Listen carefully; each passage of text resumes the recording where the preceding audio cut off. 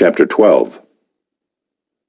Now the Lord said to Abram, "Go from your country and your kindred and your father's house to the land that I will show you, and I will make of you a great nation, and I will bless you and make your name great, so that you will be a blessing. I will bless those who bless you, and him who dishonors you I will curse. And in you all the families of the earth shall be blessed." So Abram went as the Lord had told him, and Lot went with him. Abram was 75 years old when he departed from Haran. And Abram took Sarai his wife, and Lot his brother's son, and all their possessions that they had gathered, and the people that they had acquired in Haran, and they set out to go to the land of Canaan. When they came to the land of Canaan, Abram passed through the land to the place at Shechem, to the oak of Moreh. At that time the Canaanites were in the land. Then the Lord appeared to Abram and said, "To your offspring I will give this land." So he built there an altar to the Lord who had appeared to him. From there he moved to the hill country on the east of Bethel and pitched his tent, with Bethel on the west and Ai on the east. And there he built an altar to the Lord and called upon the name of the Lord. And Abram journeyed on, still going toward the Negeb. Now there was a famine in the land. So Abram went down to Egypt to sojourn there, for the famine was severe in the land. When he was about to enter Egypt, he said to Sarai his wife, "I know that you are a woman beautiful in appearance, and when the Egyptians see you, they will say, 'This is his wife.' Then they will kill me, but they will let you live. Say you are my sister, that it may go well with me because of you, and that my life may be spared for your sake." When Abram entered Egypt, the Egyptians saw that the woman was very beautiful. And when the princes of Pharaoh saw her, they praised her to Pharaoh. And the woman was taken into Pharaoh's house. And for her sake he dealt well with Abram. And he had sheep, oxen, male donkeys, male servants, female donkeys, and camels. But the Lord afflicted Pharaoh and his house with great plagues because of Sarai, Abram's wife. So Pharaoh called Abram and said, "What is this you have done to me? Why did you not tell me that she was your wife? Why did you say, 'She is my sister,' so that I took her for my wife? Now then, here is your wife, take her and go." And Pharaoh gave men orders concerning him, and they sent him away with his wife and all that he had.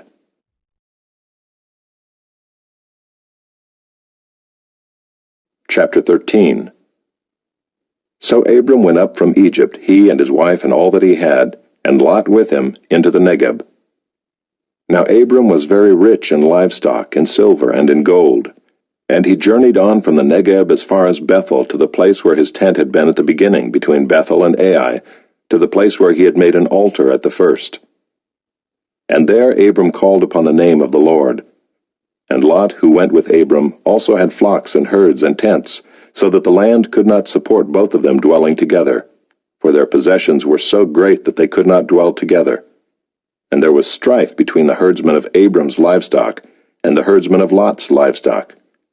At that time the Canaanites and the Perizzites were dwelling in the land. Then Abram said to Lot, "Let there be no strife between you and me, and between your herdsmen and my herdsmen, for we are kinsmen. Is not the whole land before you? Separate yourself from me. If you take the left hand, then I will go to the right, or if you take the right hand, then I will go to the left." And Lot lifted up his eyes and saw that the Jordan Valley was well watered everywhere, like the garden of the Lord, like the land of Egypt in the direction of Zoar. This was before the Lord destroyed Sodom and Gomorrah. So Lot chose for himself all the Jordan Valley, and Lot journeyed east. Thus they separated from each other. Abram settled in the land of Canaan, while Lot settled among the cities of the valley, and moved his tent as far as Sodom. Now the men of Sodom were wicked, great sinners against the Lord. The Lord said to Abram, after Lot had separated from him, "Lift up your eyes and look from the place where you are, northward and southward and eastward and westward. For all the land that you see I will give to you and to your offspring forever. I will make your offspring as the dust of the earth, so that if one can count the dust of the earth, your offspring also can be counted. Arise, walk through the length and the breadth of the land, for I will give it to you." So Abram moved his tent and came and settled by the oaks of Mamre, which are at Hebron, and there he built an altar to the Lord.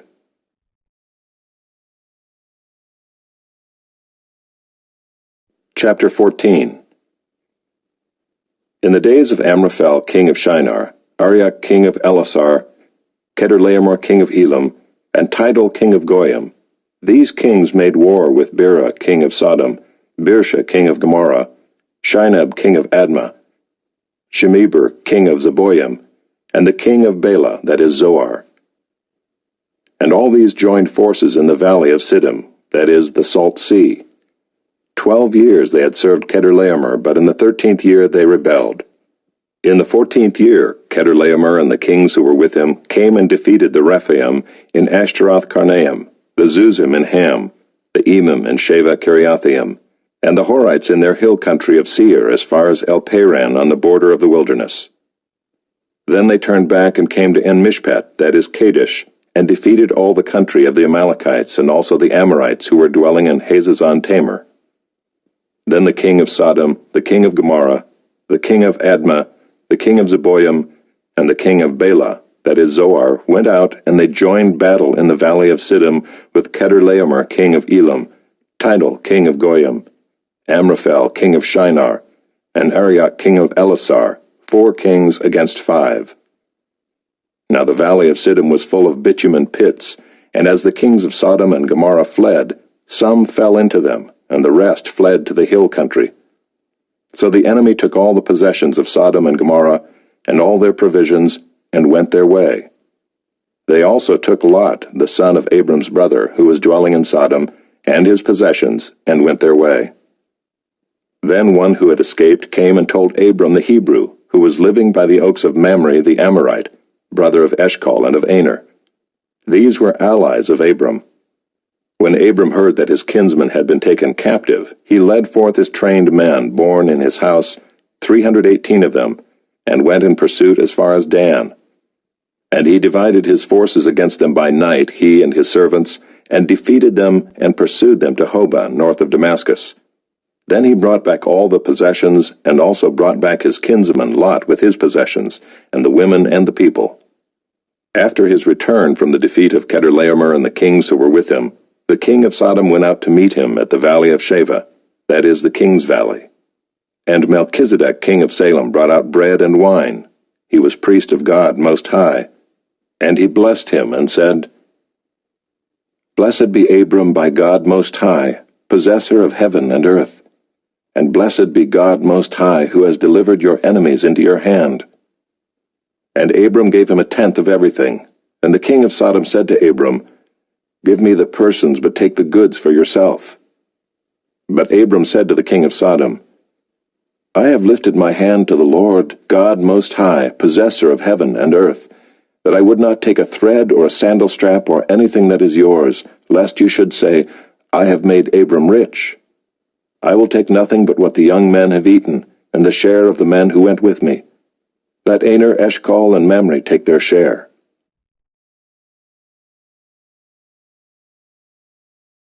Chapter 15. After these things the word of the Lord came to Abram in a vision. Fear not, Abram. I am your shield. Your reward shall be very great. But Abram said, O Lord God, what will you give me? For I continue childless, and the heir of my house is Eliezer of Damascus. And Abram said, Behold, you have given me no offspring, and a member of my household will be my heir. And behold, the word of the Lord came to him. This man shall not be your heir. Your very own son shall be your heir. And he brought him outside and said, Look toward heaven, and number the stars, if you are able to number them. Then he said to him, So shall your offspring be. And he believed the Lord, and he counted it to him as righteousness. And he said to him, I am the Lord who brought you out from Ur of the Chaldeans to give you this land to possess. But he said, O Lord God, how am I to know that I shall possess it?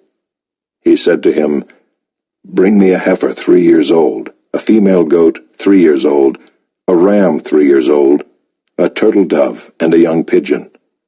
And he brought him all these, cut them in half, and laid each half over against the other. But he did not cut the birds in half. And when birds of prey came down on the carcasses, Abram drove them away. As the sun was going down, a deep sleep fell on Abram. And behold, dreadful and great darkness fell upon him. Then the Lord said to Abram, Know for certain that your offspring will be sojourners in a land that is not theirs, and will be servants there, and they will be afflicted for 400 years. But I will bring judgment on the nation that they serve, and afterward they shall come out with great possessions. As for you, you shall go to your fathers in peace. You shall be buried in a good old age. And they shall come back here in the 4th generation, for the iniquity of the Amorites is not yet complete. When the sun had gone down and it was dark, behold, a smoking fire pot and a flaming torch passed between these pieces. On that day the Lord made a covenant with Abram, saying, To your offspring I give this land from the river of Egypt to the great river, the river Euphrates, the land of the Kenites, the Kenizzites, the Cadmonites, the Hittites, the Perizzites, the Rephaim, the Amorites, the Canaanites, the Girgashites, and the Jebusites.